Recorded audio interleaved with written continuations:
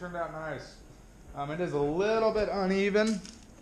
This side's a little bit longer than this side.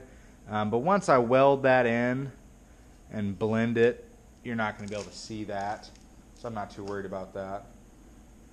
So next, I need to go ahead and make sure that they're straight along there and clean up all the areas where it's going to be welded. Go ahead and just get dirt nasty with the welding. Here I am taking a picture of this beautiful setup that I'm very proud of. Okay, very proud of it. Take a picture, put it on my Facebook. You know, just to scream to the world, look at me, look at how cool I am. That's basically all Facebook is, really. And then everyone's on there like, hey, those rear ends suck. The axles are going to fall out. It's going to buckle your quarter. Thanks, everybody, for just raining on my hopes and dreams. Everyone's telling me this rear end sucks. I shouldn't even have went this far with it. Total piece of junk. And nobody said that when I was welding on the wishbone mount, but whatever. Everyone says the axles fall out of these rear ends. You'll be driving down the road, the axles will just go one way. Your car will keep going, or it'll buckle your quarter panel. I have heard that a lot online that has happened. I mean, it happens to a lot of different cars, especially lowriders, big body Cadillacs. It happens to. I actually had a buddy that had it happen to his Cadillac not too long ago. But this is the rear end I got in my garage. I'm going to roll with it. It's not like I'm going to go out and spend $2,000 to have this thing chromed. I'm probably just going to clean it up and paint it. So if something happens to this rear end, yeah, it's a learning experience, but that's what this whole thing is for me. Something happens to it, and I need to get a Ford 9-inch or a Toyota, I can do that later on. It's very hard, for me anyway, to do everything on this car, do everything on a project 100% all the way at first. It's very unrealistic for me. I got a giant mountain to climb. I don't know if you guys can see the mountain that I got to climb in order to get this thing on the road. And if I sit there and let something like this stop me, I'm going to lose traction real fast. That's just how I am. A lot of people out there probably say, well, that's stupid. That's just how I am. If I don't keep going, if I don't come out here all the time and work on this and keep pushing through different things, the project will not get done. If I sit down too long or let something like a rear end stop me, I mean, the motor almost killed me, but let something like the rear end stop me, it's going to be a lot tougher to get this thing on the road. No way this rear end is not going to allow me to drive the car. It's just going to be a weak point that I'm now very aware of. Everybody yelling at me on Facebook. Hurt my feelings. No, I really do appreciate everybody telling me, hey, this is a problem with these cars, because I don't know. I've heard it before, but I didn't realize it was such a big issue.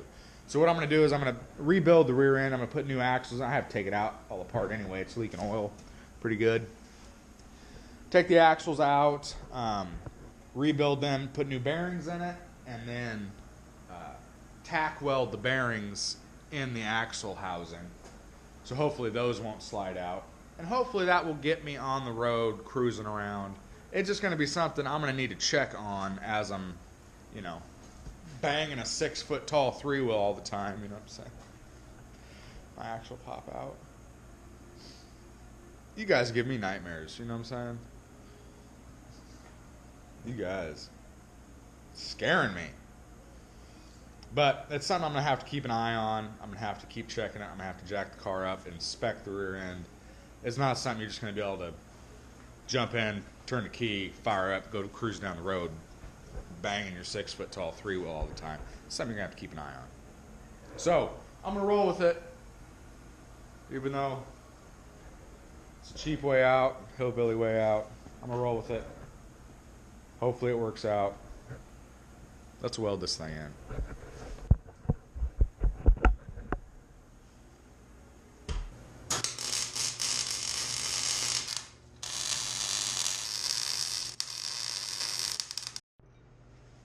On to the front. On to the front.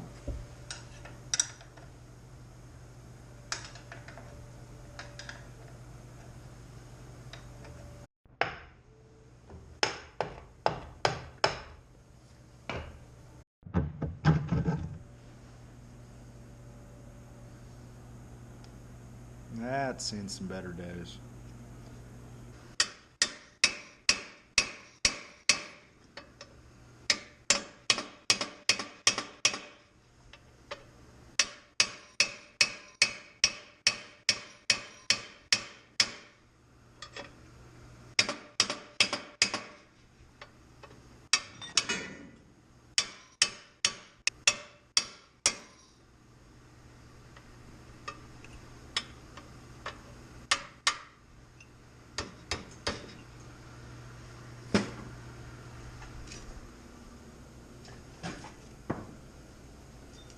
No big deal. No big deal.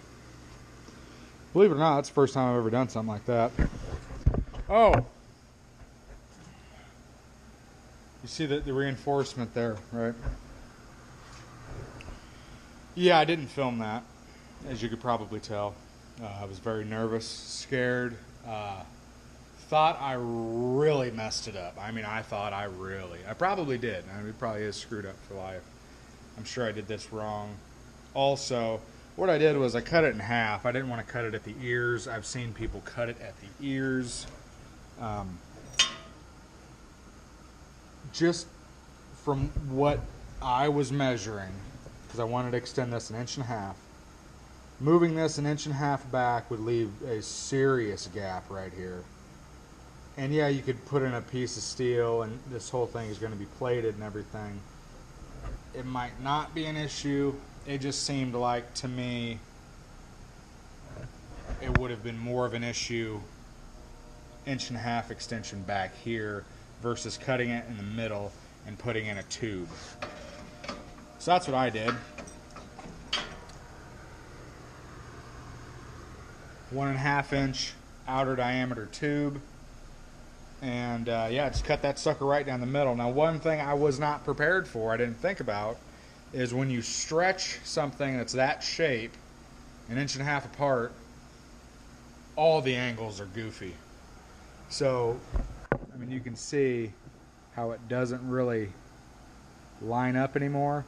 But I think once that plate's on there and runs down, you really won't be able to tell once it's all boxed in underneath and everything. From outside, that's what you're going to see. You're not going to be able to tell if there's a tube in there. I feel better about having these stay where they're supposed to be. For me, it made more sense to make a very straight line, cut it, and then make sure that your two pieces butt up against that straight tube instead of having to cut out spacers back in here. And you know, I'm pretty skilled when it comes to cutting stuff, but every once in a while I'll get off, you know, a couple 100,000ths of an inch. Not very often, but sometimes it does happen, believe it or not. So I was a little worried about that. So having the tube, I felt better about that.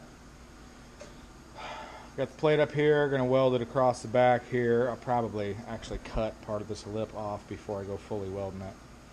But yeah, I need to get these bushings out so I can get this bar out of here so I can make my pieces for the sides.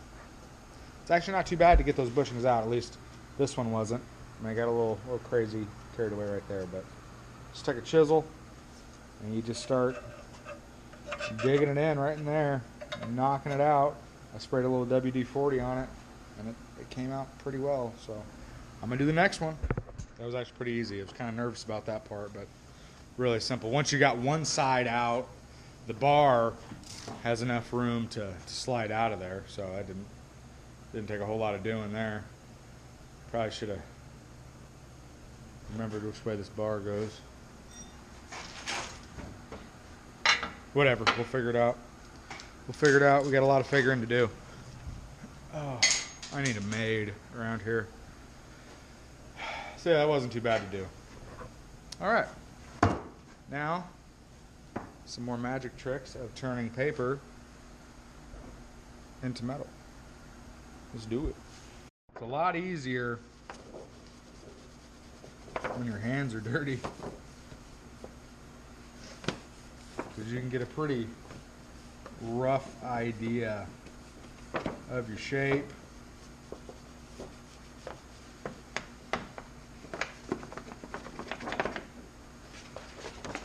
Something like that.